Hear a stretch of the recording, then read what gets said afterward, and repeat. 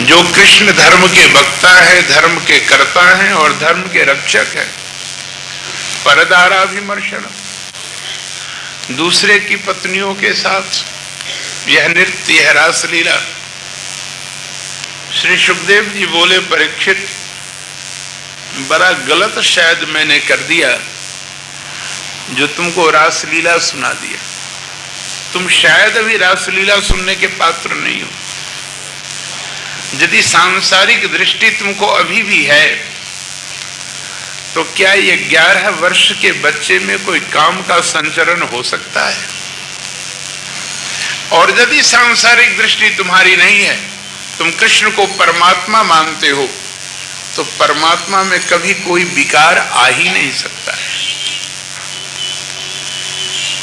कृष्णचंद्र गोपियों के साथ रासलीला किए, जमुना जी में स्नान किए, अपने अपने घर को गोपियां प्रस्थान की और कृष्ण प्रस्थान किए। श्री सुखदेव जी बोले, जो कोई भी व्यक्ति रास पंचाध्यायी का मध्य रात्रि में अध्ययन करेगा वह हृदय रोग को जीत लेगा, वह काम को जीत लेगा। इसलिए बड़े बड़े पहुंचे हुए संत वृंदावन धाम आदि में मध्य रात्रि में रासलीला के 5 अध्यायों का पाठ करते हैं।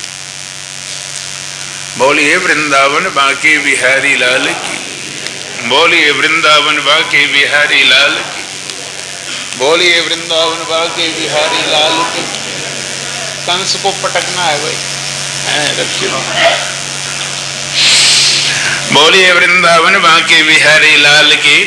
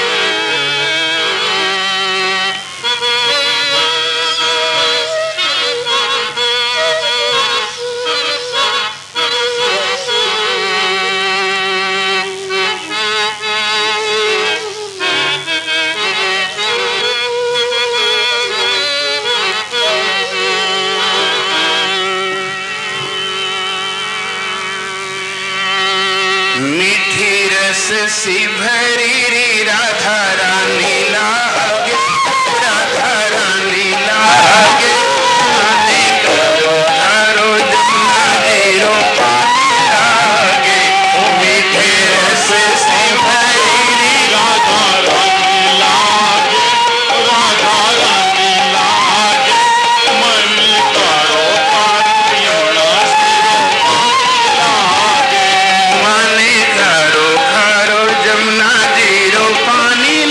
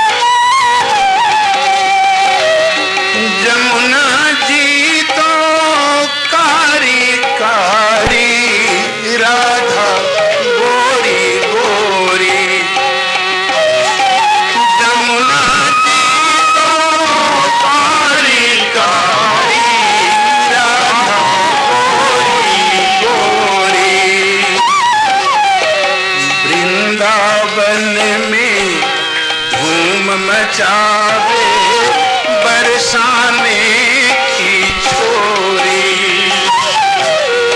वृंदावन में धूम मचावे बरसाने की छोरी। राधा जी तो कर, जमुना जी तो कारी कारी, राधा गोरी गोरी। वृंदावन में धूम मचावे बरसाने की छोरी। राधा जी तो कारी कारी, राधा गोरी गोरी। वृंदावन में धूम मचावे बरसाने की छोरी। वृंदावन राधा जी की राजधानी लागे, धानी लागे। माने करो कालो यमुना जी ओ पानी लागे। वृंदावन सो भरी राधा रानी लागे, राधा रानी लागे। मन कारो कारो यमुना जीरो पानी लागे। मीठे रस से भरी री राधा रानी, राधा रानी लागे। माने करो करो यमुना जीरो पानी लागे। मीठे रस सो भरी राधा रानी लागे, राधा रानी लागे।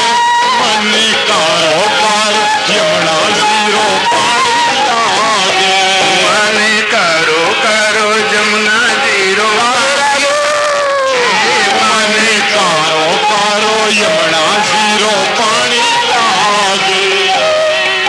अब ना भावे माखन मिसरी, ना कोई मिठाई। जीवरिया ने भावे अब तो मलाई।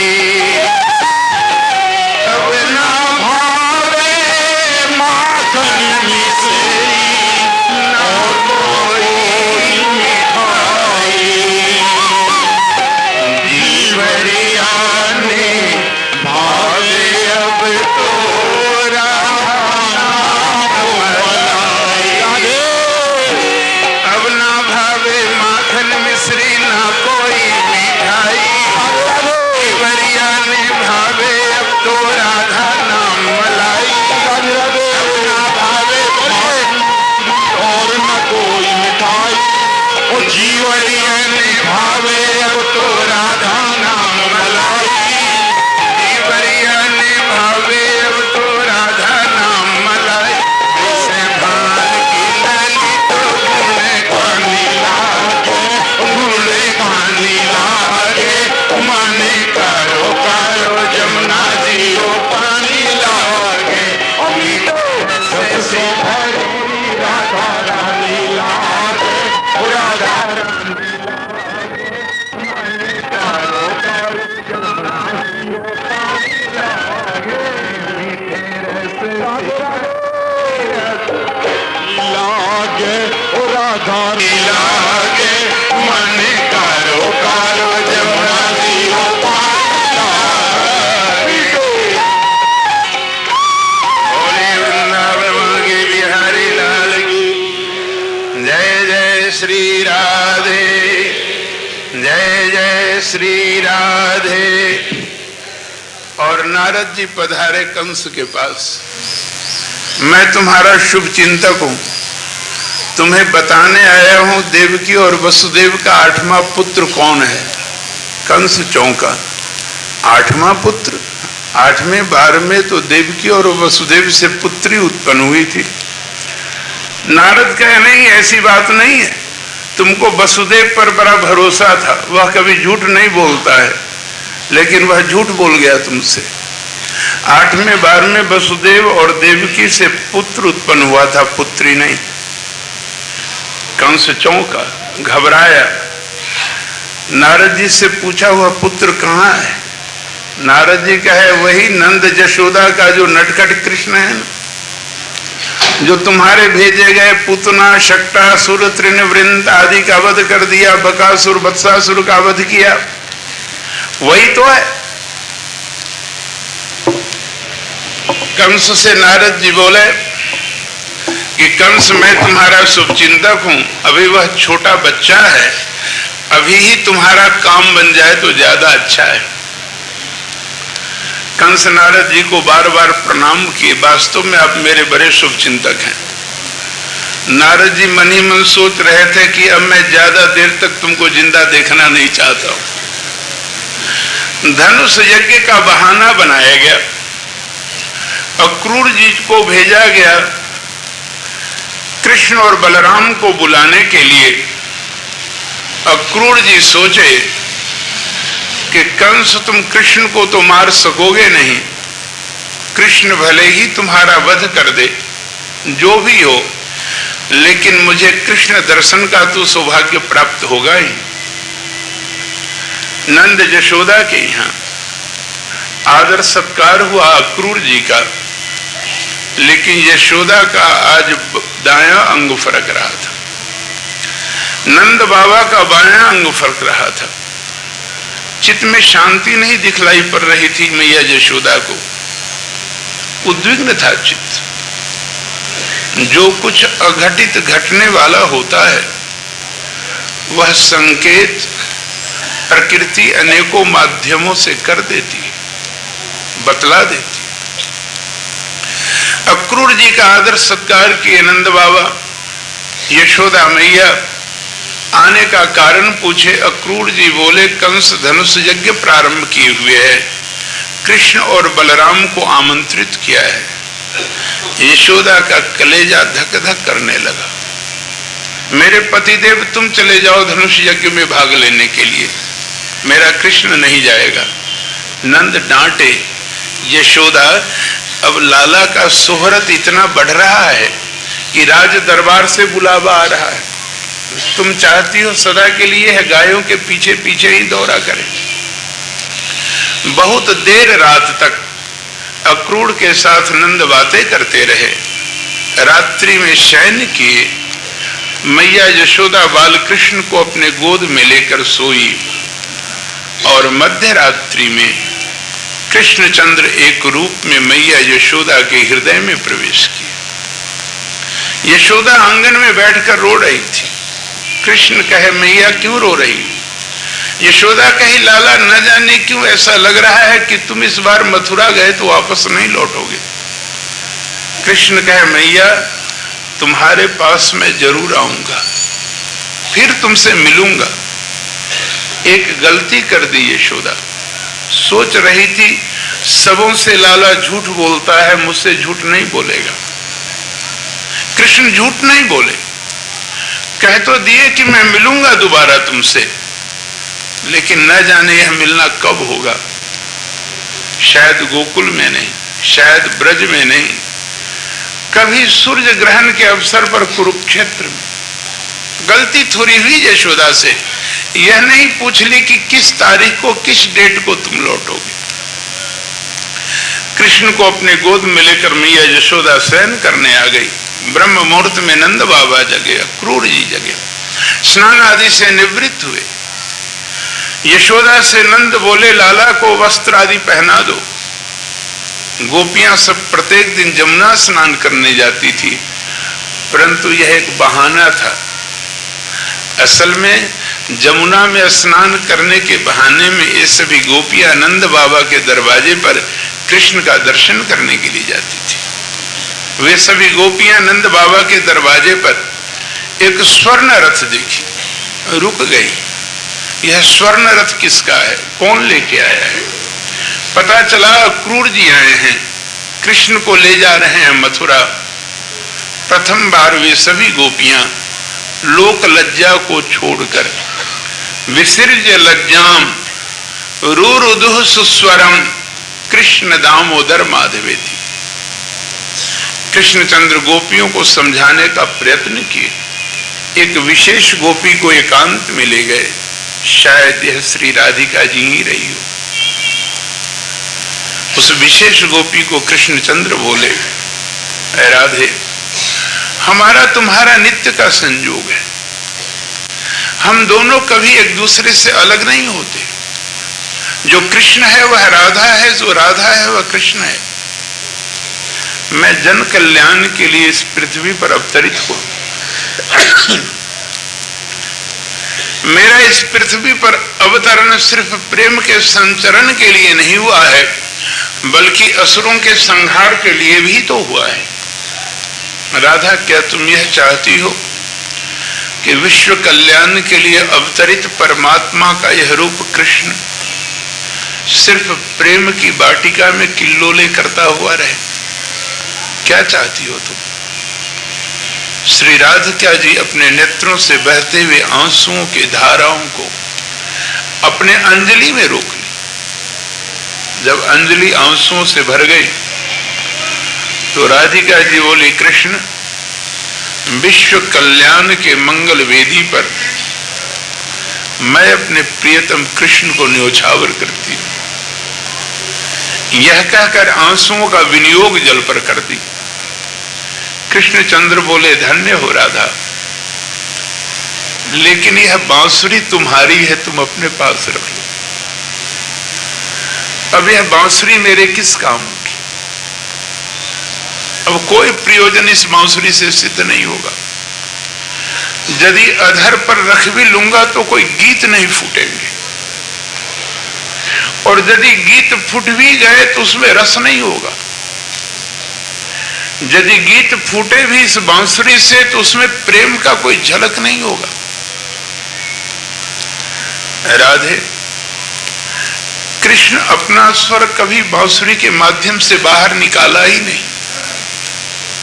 वह जो तुम्हारे नूपुर की आवाज हुआ करती थी, वही तुम्हारे पग के नूपुर की आवाज बांसुरी के माध्यम से, कृष्ण के ओठों के माध्यम से निकलता था और संसार को आप्लावित कर देता था। संसार की निरस्ता को खत्म कर सरसता में अवस्थित कर देता था, प्रेम रस में सराबोर कर देता था। अब यह बांसुरी मेरे किसी काम की नहीं है, यह तुम अपनी बांसुरी संभालो। कृष्णचंद्र फेटे में से बांसुरी निकाले और राधा के जुगल चरण पर समर्पित कर दी। कृष्णचंद्र रथ पर बैठे, बलदेव जी रथ पर बैठे, कृष्ण के बाल सखा भागे हुए आए, हम भी चलेंगे मथुरा देखने। कृष्ण के बाल सखा भी रथ पर बैठ गए थे, और उस समय में गोपियां सब ब्रह्मा जी को कह रही थी, ब्रह्मा, पुरुष क्यों नहीं बना दी, स्त्री क्यों बना दी? आज यदि हम सभी गोपियां भी कृष्ण के सखा होते तो कोई संकोच नहीं होता, कोई मर्यादा के प्रश्न नहीं उठ खड़े होते। हम सभी गोपियां भी कृष्ण के साथ रथ पर बैठकर मथुरा चली जाती। यशोदा आई, लाला मेरे हाथ से माखन खा ले। नेत्रों से आंसुओं की धारा बह रही है, न जाने फिर कब तुम आओगे। नंद डांटे, यह क्या कह रही हो यशोदा तुम? लाला मेरे साथ जा रहा है, मैं लेकर आऊंगा। नंद झूठ बोल रहे हो, तुम कृष्ण को दोबारा गोकुल में नहीं ला सकोगे। ब्रज में यह कृष्ण लौट कर नहीं आएगा। ले तो जा रहे हो, जब खाली हाथ लौटोगे और यशोदा पूछेगी मेरा कृष्ण कहाँ है, क्या जवाब दोगे? जब गोपियां पूछेगी नंद मेरे प्राण प्रियतम जीवन धन मुरली अधर धर वृंदावन विपिन विहारी रसिक शेखर रास रासेश्वर, कृष्ण को लेकर चले गए थे, कहां छोड़ के आ गए, तो क्या जवाब दोगे? जब कृष्णा गंगी गोदावरी आदि गाये हुंकार परायण तुमसे पूछेगी नंद मेरे गोपाल कहां है, तो क्या जवाब दोगे? जब जमुना की लहरें पूछेगी, जब वृंदावन के निकुंजों में शाखाओं पर बैठी हुई पक्षियां पूछेगी, जब कोयल पूछेगा, जब पपीहा पूछेगी, क्या जवाब दोगे? सिर्फ चेतन ही नहीं, नंद जब ब्रज के एक एक धूलकण तुमसे प्रश्न करेंगे कि मेरे कृष्ण को कहां ले गए, तो क्या जवाब दोगे? नंद तुम झूठ बोल रहे हो, कृष्ण नहीं आएगा। यशोदा कही, लाला मैं तुमको कभी डांटती फटकारती भी थी, तुम भूल जाना, अपनी माता के कटु वचनों को भूल जाना, सभी भूल जाओगे, लेकिन एक घटना तुम नहीं भूल सकोगे। वह एक मटकी तुमने फोड़ दिया था और मैंने तुझको उखल में बांध दिया था। नंद कहे, तुम पागल हो गई हो क्या? क्या आलाप प्रलाप कर रही हो? मैं जा रहा हूं, कृष्ण के साथ लेकर आ जाऊंगा। नंद बाबा रथ पर बैठे, अक्रूर जी रथ पर बैठे, सारथी रथ को हाँक दिया। निर्मिमेष दृष्टि से गोपियां यशोदा के साथ श्री कृष्ण चंद्र को देखती रही, तब तक जब तक कृष्ण इन गोपियों के और यशोदा के पलकों से ओझल नहीं हो गए। जमुना का किनारा आया, कृष्णचंद्र बोले, चाचा रथ रोक दो, जरा जमुना में स्नान कर लो। कृष्णचंद्र जमुना में उतरे। आश्चर्य, देख रहे हैं अक्रूर रथ पर भी कृष्ण है और जमुना में भी कृष्ण है, इधर भी कृष्ण है, उधर भी कृष्ण है। मानो कृष्ण कह रहे हो कि एक जो प्रेम का मूर्तिमान स्वरूप कृष्ण है, अक्रूर चाचा समझ लो कि वह जमुना पार नहीं करता है। वृंदावनम त्यक्त्वा ब्रजम त्यक्त्वा पाद एकम न गच्छति, वह नहीं जाएगा। यह जो दूसरा कोई रूप कर्म वाला होगा, यह जो दूसरा कोई रूप छल कपट वाला कृष्ण का होगा, यह जो और कोई दूसरा रूप होगा, अक्रूर चाचा कृष्ण का वह रूप तुम्हारे साथ जा रहा है। कृष्णचंद्र की प्रार्थना इस स्थल पर अक्रूर जी किए थे। मथुरा आया, नगर नहीं, नगर के बाहर कृष्णचंद्र कहे, अक्रूर चाचा रथ को रोक दीजिए, हम लोग यहीं उतर जाएंगे।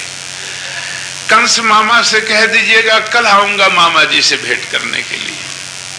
कृष्णचंद्र रथ से उतरे, नंद बाबा उतर गए, कृष्ण के बाल सखा उतर गए, गठरी माखन की खोले कृष्ण, ग्वाल बालों को खिलाए।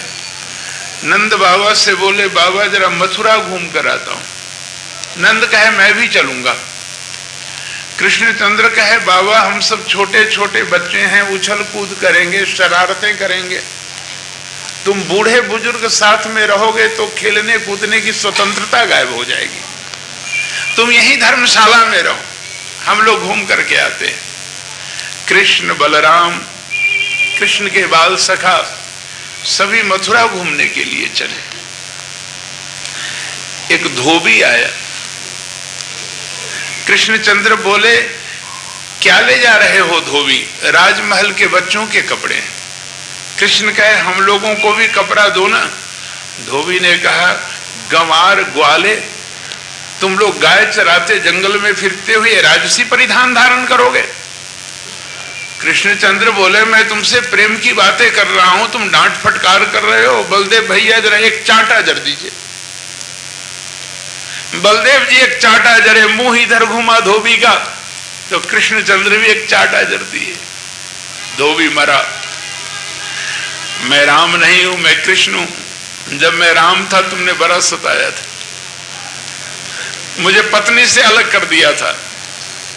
अब वो सिद्धांत को हम मानने वाले नहीं हैं, हम तो प्राण लेकर ही छोड़ेंगे। वहां से आगे बढ़े, कपड़े की गठरी खोले, एक दर्जी भागा हुआ है। ठाकुर, यह सेवा का सुअवसर मुझे प्रदान कर दो। कपड़े छोटे बड़े हैं, शरीर में तुम लोगों को फिट नहीं आएंगे। मैं दर्जी काट खोट कर सिल सिलाकर अच्छे ढंग से तुम सभी बच्चों को पहना देता हूं। यह दर्जी विशेष कपड़ों को काट छांट कर सभी बच्चों को फिट करके पहना दिए। और प्रथम बार कृष्ण का एक व्रत टूटा। जो 4 व्रत थे कृष्ण के ब्रज में, सिला हुआ कपड़ा नहीं पहनूंगा, कभी बाल नहीं मुंडन करवाऊंगा, कभी पैर में जूता नहीं पहनूंगा और कभी कोई अस्त्र शस्त्र धारण नहीं करूंगा। सुंदर सुंदर परिधानों में सुसज्जित कृष्णचंद्र के साथ कृष्ण के बाल सखा आगे बढ़े कुब्जा आई, सैरिंद्री, त्रिवक्रा, देखी कृष्ण को और अपने प्रियतम को पहचान गई। संस्कार होते हैं पूर्व जन्म के। कभी मेले ठेले में जाते होगे ना, तो कोई चेहरा ऐसा दिखलाई पड़ जाता होगा, तुम्हारी इच्छा होती होगी इससे थोड़ी बातें कर लूं, मन में भाव आता होगा, ऐसा अनुभव होता होगा जैसे मैं इसको पहचानता हूं, जैसे मैंने इसको अपने इसी जीवन में कहीं देखा है। परंतु तुम यह भी जानते होगे बखूबी कि मैंने इसको अपने जीवन में कभी नहीं देखा है, परंतु फिर भी वह पूर्व जन्म का जो संस्कार है, इस जन्म में न सही इसके पहले के जन्म में जरूर इससे तुम्हारी मुलाकात हुई थी, जरूर यह व्यक्ति तुम्हारा किसी न किसी रूप में घनिष्ठ हुआ था, जो आज वही संस्कार तुम्हारी आत्मा ढो रही है और यह चेहरा तुमको पहचाना हुआ सा लग रहा है। सैरिंद्री कृष्ण को पहचान गई, शर्माती सकुचाती हुई कृष्ण के पास आई, दोनों नेत्र श्री कृष्ण के जुगल चरण पर गाड़ दी। कृष्णचंद्र सैरिंद्री के ठुड्डी को पकड़े और दोनों पैरों में से एक पैर से इस सैरिंद्री के पैर को दबा दिए, थोड़ा ऊपर इशारा किए और यह कुब्जा परम सुंदरी बन गई। श्री कृष्णचंद्र कुब्जा से कहे, सैरिंद्री तुम्हारी कोई अभिलाषा हो, कोई इच्छा हो तो मेरे सामने निवेदन करो। सैरिंद्री बोली कि कभी मौका मिले तो अपने जीवन का 1 महीना मुझे दे देना, और नहीं, 1 महीना के लिए आकर मेरे घर में रहना। कृष्ण कहे मैं भी आऊंगा, मेरे दोस्त मित्र भी आएंगे। सैरिंद्री कहे किसी को लेकर नहीं आना, अकेले आना। कृष्णचंद्र वहां से आगे प्रस्थान किए।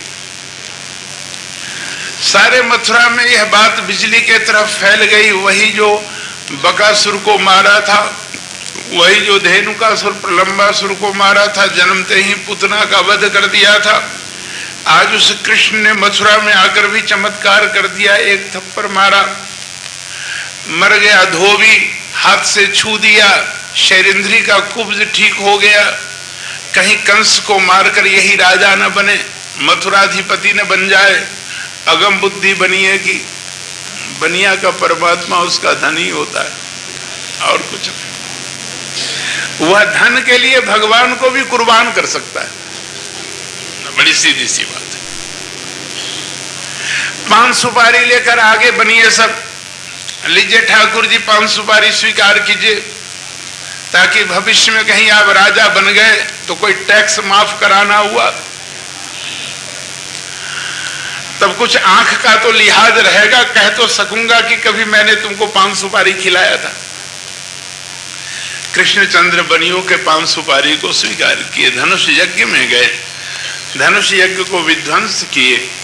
रात्रि में पुनः सराय में आए नंद बाबा के पास और प्रातः काल नंद बाबा के साथ कृष्ण और बलराम, कृष्ण के बाल सखा सभी कंस से मिलने के लिए पधारे।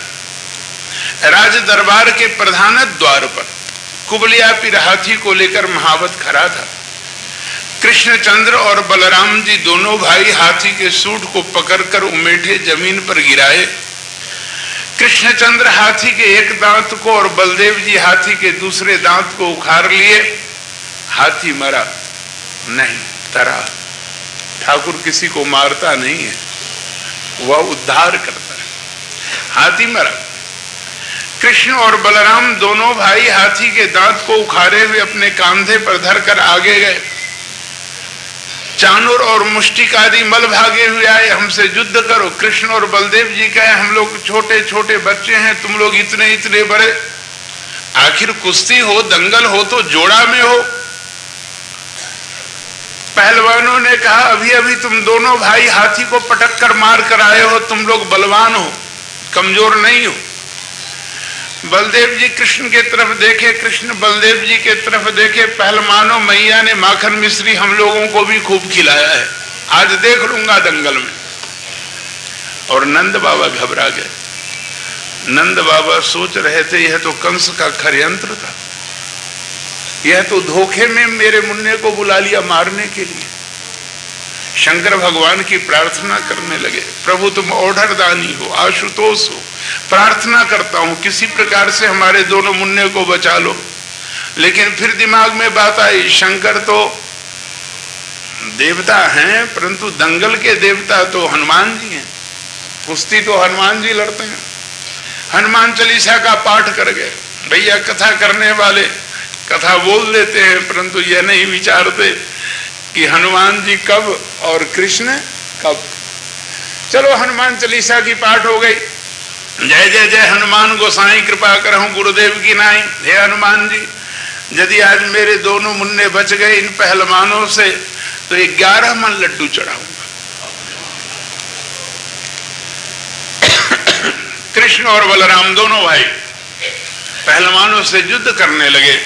कृष्णचंद्र चाणूर को, बलराम जी मुष्टि को आकाश में उठाए, जमीन पर पटक दिए, ये दोनों मरे।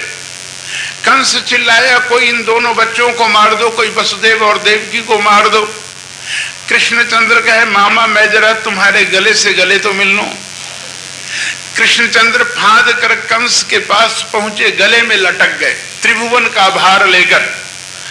कंस वैसे ही घबरा चुका था, जब कृष्ण गले में लटके त्रिभुवन का भार लेकर तो सिंहासन से कंस नीचे गिरा और जमीन पर गिरने के पहले ही, किधर है भैया, हंडिया को फोड़ देना है तो हंडिया तो फूल चुट काम में आता है, फूट गया। बीच में ही हार्ट फेल कर गया था कंस का, जमीन पर गिरा।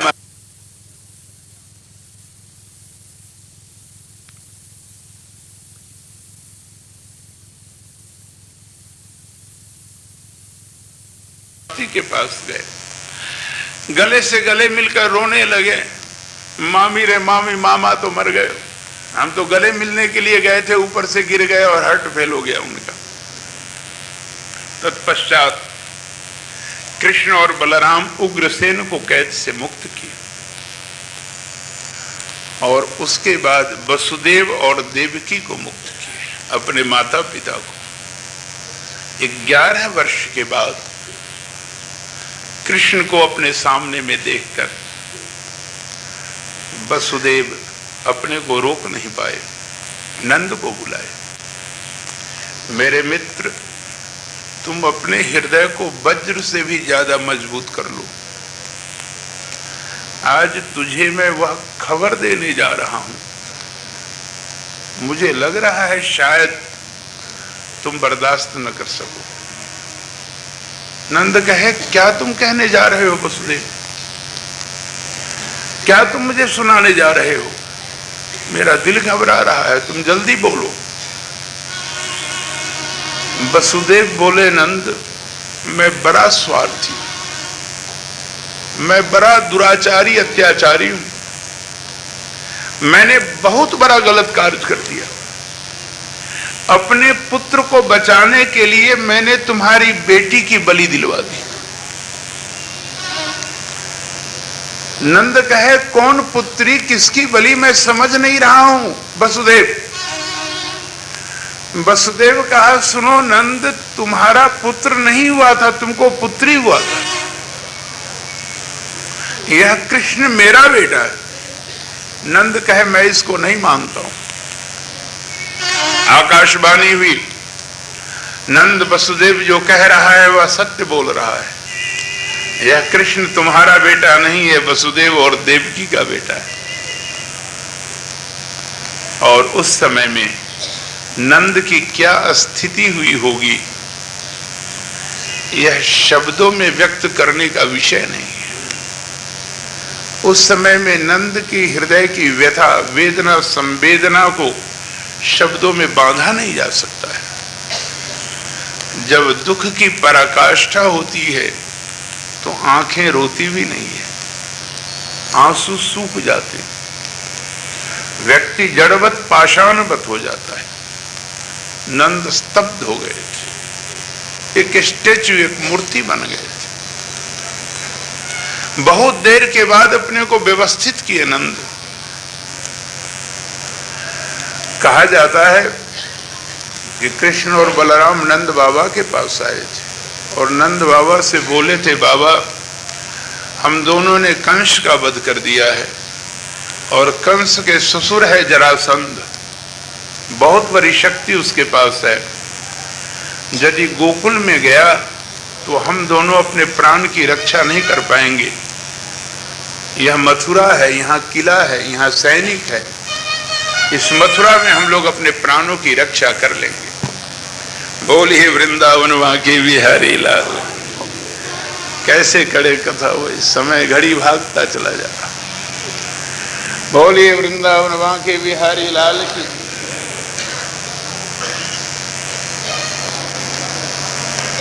भाई एक बच्चा है करीब 4 वर्ष का, जिनका हो प्राप्त कर ले। 4 वर्ष का कोई बच्चा है। बोलिए वृंदावन वाके बिहारी लाल की। बोलिए वृंदावन वाके बिहारी लाल की। बोलिए वृंदावन वाके बिहारी लाल की। और नंद लौट गए। इधर कृष्ण और बलराम संदीपन मुनि के आश्रम में वेदादि अध्ययन करने गए। 60 दिनों में ही वेदादि का अध्ययन कर लिए। वहीं पर इनकी मित्रता एक ब्राह्मण बालक से हुई थी जिसका नाम था सुदामा। गुरु से कहे गुरु दक्षिणा प्राप्त करें। गुरु कहे कृष्ण तुम मेरे शिष्य बने, इतनी प्रतिष्ठा इतना सम्मान मुझको प्राप्त हुआ, अब क्या मैं गुरु दक्षिणा प्राप्त करूं। कृष्णचंद्र गुरु माता के पास गए। गुरु माता बोली कि पुत्र, मेरा एक बच्चा तीर्थ यात्रा करने के लिए गई थी, समुद्र में डूब गया था। गुरु दक्षिणा में तुम मेरे उस पुत्र को ला दो। मैं जानती हूं तुम सब कर सकते हो। कृष्णचंद्र समुद्र में प्रवेश किए। गुरु माता के पुत्र को लेकर आ रहे थे। रास्ते में पांचजन्य शंख मिला। कृष्णचंद्र उस शंख को भी स्वीकार किए और उसी दिन से कृष्ण के हाथ में था पांचजन्य शंख। पांचजन्यम हृषिकेशो देवदत्तम धनंजय आदि आदि श्रीमद् भगवद गीता में है। और अब मथुरा में आए कृष्ण, लेकिन कृष्ण का मन नहीं लगता था। छत पर बैठ जाते, नेत्र भर आते कृष्ण के। कृष्ण की मित्रता एक व्यक्ति से हुई थी जो बृहस्पति का शिष्य था, बुद्धि नाम सत्तमा उद्धव। उद्धव कृष्ण से पूछते, तुम ब्रज के तरफ देखकर नेत्रों से आंसू क्यों बहाते हो? क्या विशेषता है ब्रज में? कौन चीज की कमी तुझे मथुरा में दिखलाई पड़ती है? कृष्ण कहते, उद्धव मथुरा में किसी भी वस्तु की कमी नहीं है, लेकिन फिर भी एक बहुत बड़ी कमी है। यहां भाव नहीं है। यहां कर्म तो है परंतु रस नहीं है। यहां रात्रि में दूध के फेन के समान मुलायम एवं सफेद बिछावन मुझे दे दिए जाते सोने के लिए, लेकिन उद्धव मैया यशोदा के छाती से चिपक कर सोने में जो आनंद मुझे प्राप्त होता था, वह आनंद इस मथुरा में नहीं है। 56 प्रकार के व्यंजन सोने की थाली में परोस कर मेरे सामने रख दिए जाते हैं। वहां मैया यशोदा गोद में बिठा लेती थी, अपने हाथ से मुझे खिलाती थी। वह भाव देवकी मैया में नहीं है। वह मेरा बचपन नहीं देखी, मैंने उसका पैपान नहीं किया है, इसलिए वह वात्सल्य भाव भी देवकी मैया में नहीं है। यहां गोपियां भी नहीं है। तुम ही एक मेरे मित्र मिले हो, दिन रात ज्ञान की बातें करते रहे। मैं कृष्ण हूं, मुझे ज्ञान से कुछ लेना देना नहीं है। मैं गोपियों के बिना बड़ा बेचैन, एक एक क्षण एक एक युग के समान मेरा बीतता है उद्धव। क्या करूं मैं?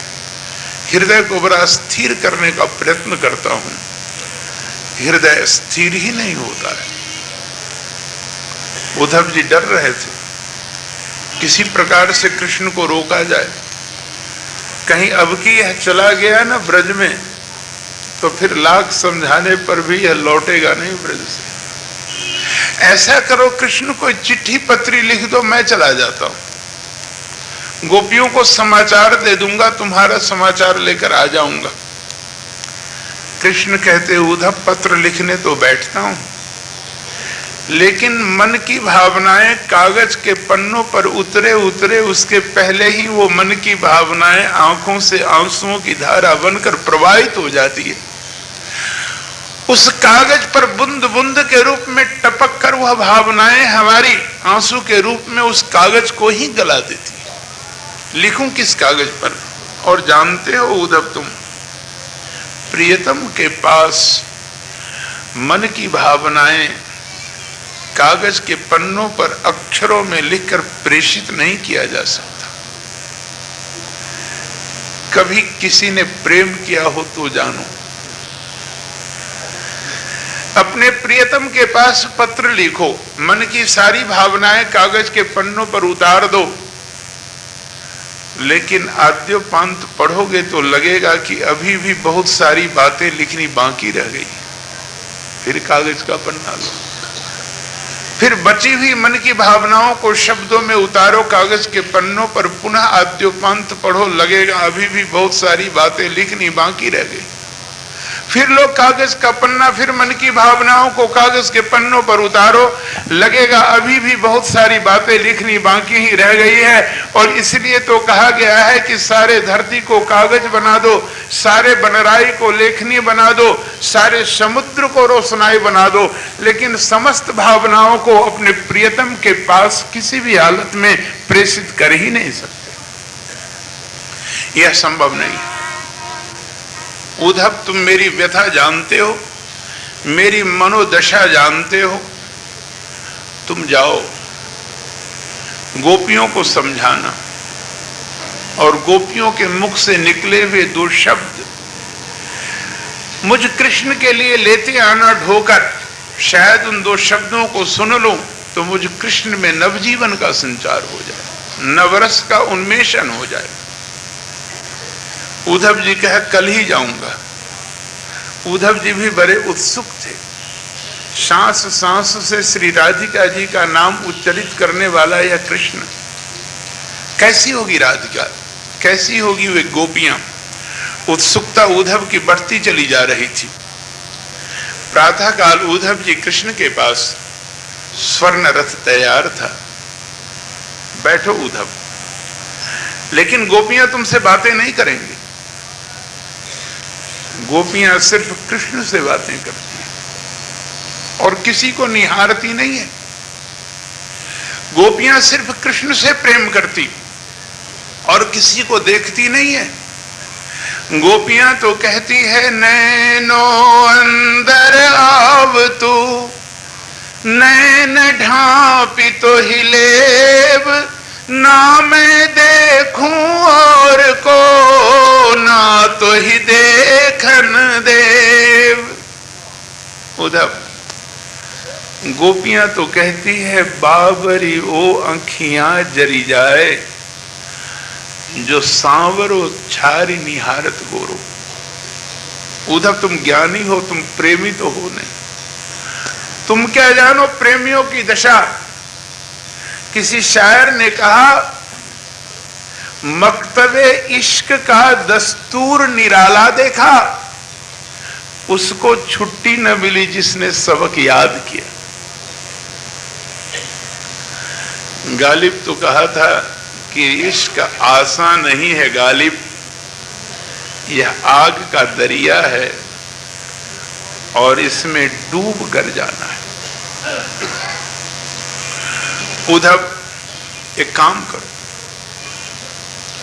तुम्हारा रंग मेरे रंग से मिलता है और तुम्हारी आकृति भी मेरी आकृति से मेल खाती है। ऐसा करता हूं मैं अपना ही श्रृंगार तुमको दे देता हूं। ये मेरे गले की गुंजावतंस की माला है, तुमको पहना रहा हूं। ये मेरे कर्ण के मकराकृत कुंडल है तुम्हारे कान में। यह मेरे सिर को सुशोभित करने वाला मोर पंख है, यह तुम्हारे सिर पर। उद्धव ये मेरे बाजू बंद है, तुम्हारे बाजू को सुशोभित करे। इस प्रकार से कृष्णचंद्र उद्धव को अपना श्रृंगार दिया।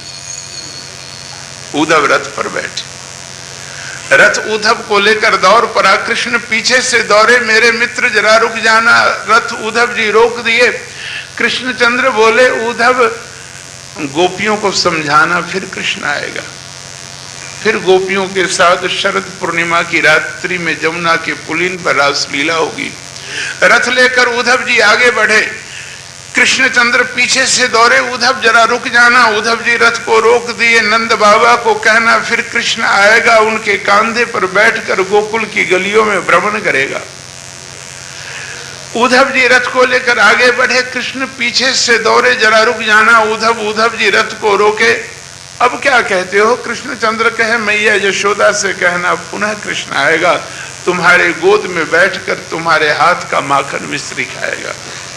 उद्धव को लेकर रथ आगे दौड़ा, कृष्णचंद्र पीछे से दौड़े, जरा मेरे मित्र रुक जाना, एक संवाद और देना बाकी रह गया है। उद्धव जी रथ को रोके और रथ से कूद पड़े। मुझे तो लगता है संदेश देते देते तुम ही न कहीं पहुंच जाओ, कहीं तुम ही न ब्रज पहुंच जाओ।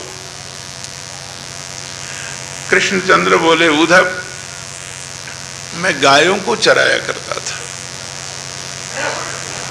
उन गायों को भी कहना कृष्ण आएंगे, और मेरे बाल सखाओं को भी कहना कृष्ण आएंगे। उद्धव जी रथ को लेकर व्रज पधारे। सायंकाल नंद बाबा आदर सत्कार किए। कोई राजपुरुष आया है, यशोदा आदर सत्कार करे इनका। पाद्यार्थ से उद्धव जी का आदर सत्कार हुआ नंद बाबा के यहाँ। नंद बाबा पूछे, आपका शुभ परिचय क्या है, आप कहां से पधारे हैं? उद्धव जी बोले, मैं कृष्ण का मित्र हूं, मथुरा से आया हूं। जैसे ही कृष्ण शब्द उद्धव के ओठों से फूटा, सूखी नदी में बाढ़ आ गई। यशोदा नीरदा बन गई, नेत्रों से आंसुओं की धारा बहा रही थी। यशोदा और नंद, क्यों नाम ले लिए तुम कृष्ण का? भूलता जा रहा था मैं। यशोदा कहीं क्यों बोल दिए नाम कृष्ण का? भूलती जा रही थी मैं कृष्ण को। नंद बोले कि इस बूढ़े अवस्था में गोपाल आ गया था गायों को चराने के लिए, सारा कार्य गायों का वह ले लिया था, मैं सुनिश्चिंत हो गया था। अब पुनः वह गायों की सेवा मुझे ही करना पड़ता है। और सुनो उद्धव, वे गंगी गोदावरी कृष्णा गौवें जिसको कृष्ण चराता था, वह अब खाती नहीं है, घास नहीं चरती है, जंगल में रमाती डकारती हुई फिरती रहती है। यशोदा मैया बोली, उद्धव रात्रि में सोती हूं तो लगता है जैसे कृष्ण मेरे बगल में सोया हुआ है, लेकिन जब आंखें खुलती है तो बिछावन पर कृष्ण को नहीं देखता हूं, लगता है जमीन पर तो नहीं गिर गया कहीं मुन्ना। उतर कर घर में कृष्ण को खोजने लगती हूं, लेकिन फिर याद करती हूं किसको खोज रही हूं मैं, वह कृष्ण तो सदा के लिए छोड़कर हम सबों को मथुरा चला गया है। दिन में कई बार पुकार देती हूं, लाला इधर आ जाना, कृष्ण इधर आ जाना, कोई प्रत्युत्तर नहीं मिलता है। तब याद करती हूं कि मैं किसको पुकार रही हूं, वह कृष्ण तो हम सबों को छोड़कर मथुरा चला गया है। नंद बाबा कहते थे कि उद्धव आकाश में घुमरती हुई घटाओं को देखता हूं तो मुझे कृष्ण याद आ जाता है। जमुना के जल की नीलिमा को देखता हूं तो मुझे कृष्ण याद आ जाता है। कभी कभी मुझे ऐसा लगता है कि कांधे पर बैठा हुआ है कृष्ण, कांधे पर बैठे हुए कृष्ण को संभालने लगता हूं तो पाता हूं कि कंधा खाली है। उद्धव जी विचार रहे थे, इन सबों को कैसे समझाऊं, क्या करूं? यही तो ज्ञान की पराकाष्ठा है, सर्वत्र परमात्मा का दर्शन करना, और ये तो दर्शन कर रहे हैं। देर रात तक नंद बाबा यशोदा मैया बातों में बिताए उद्धव से। ब्रह्म मुहूर्त हुआ, गोपियां सवाल, यह स्वर्ण रथ किसका है? क्या वही अक्रूर आ गया है क्रूर बनकर? पहले कृष्ण को ले गया था, मेरे प्राण को, अब तो लाश बन गई है हम सभी गोपियां। क्या हम सभी गोपियों को उठाकर, निष्प्राण गोपियों को उठाकर ले जाएगा? इतने में उद्धव जी बाहर निकले। कृष्ण श्रृंगार था उद्धव जी का। गोपियां सब सकुचा गई। कृष्णचंद्र के प्रिय सखा उद्धव जी हिम्मत कर गोपियों के पास आए। मैं कृष्ण का सखा हूं। गोपियां बोली, कृष्ण का नाम याद दिलाकर तुम उद्धव हम गोपियों को क्या समझाना चाहते? उद्धव श्याम तन श्याम मन, श्याम है हमारो धन, आठों याम ऊधो हमें श्याम ही सो काम है। श्याम ही ये श्याम जिए, श्याम बिनु नाही तिए, आधे किसी लाकरी आधार श्याम नाम है। श्याम गति श्याम मति, श्याम ही है प्राणपति, श्याम सुखदाई सो भलाई शोभा धाम है। उधो तुम भय बोरे, पाती लेके आए दौरे, जोग कहाँ रखो यहाँ, रोम रोम श्याम है। कहाँ रखे जोग को? कोई जगह ही खाली नहीं है। न तो मन में कोई जगह खाली है और न तन में कोई जगह खाली है। हम सभी गोपियां तुम्हारी ज्ञान के बातों को कैसे रख सको उद्धव? एक भ्रमर आ गया, भ्रमर गीत। एक भ्रमर आया, मधुप कितव बंधो मास्पृशांघ्रिम सपत्न्या कुछ विलुलित। एक विशेष गोपी के गाल को फूल समझकर मडराने लगा यह भ्रमर। गोपी बोली, कितव बंधो, झूठे के मित्र तुम हो, धोखेबाज के मित्र तुम हो। क्या फर्क है तुम्हारे में और कृष्ण में? तुम भी भ्रमर एक पुष्प पर नहीं टिकते, कभी यहां कभी वहां भाग दौड़ लगाए रहते हो। न जाने कितने पुष्पों का रस निचोड़ कर तुमने पुष्पों को निष्प्राण किया। और कृष्ण भी तो वैसा ही है।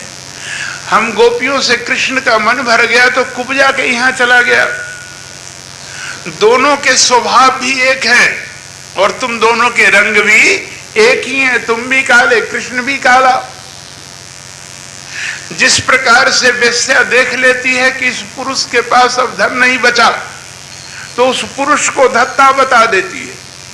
जिस प्रकार से पक्षी देख लेता है कि इस वृक्ष में अब कोई फल नहीं है तो वृक्ष को छोड़कर उड़ जाता है। जिस प्रकार से ब्राह्मण यजमान से दक्षिणा प्राप्त कर लेता है तो यजमान को भूल जाता है। जिस प्रकार से वृक्ष की छाया में विश्राम करके पथिक आगे बढ़ जाता है तो उस वृक्ष को भूल जाता है। जिस प्रकार से वेदादि अध्ययन करने के पश्चात गुरु आश्रम को छोड़ देने के बाद शिष्य गुरु को भूल जाता है,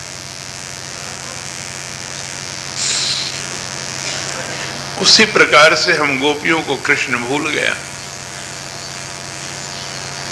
यह भ्रमर गीत बड़ी लंबी चौड़ी व्याख्या।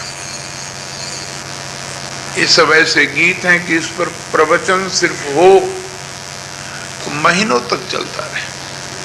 एक एक शब्द पर, एक एक अक्षर पर वक्ता प्रारंभ में वाक्य का अर्थ करता है, जब और गंभीर उसका चिंतन होता है तो शब्द का अर्थ करता है, और जब और गंभीर उसका चिंतन होता है तो अक्षर का अर्थ करने लग जाता है।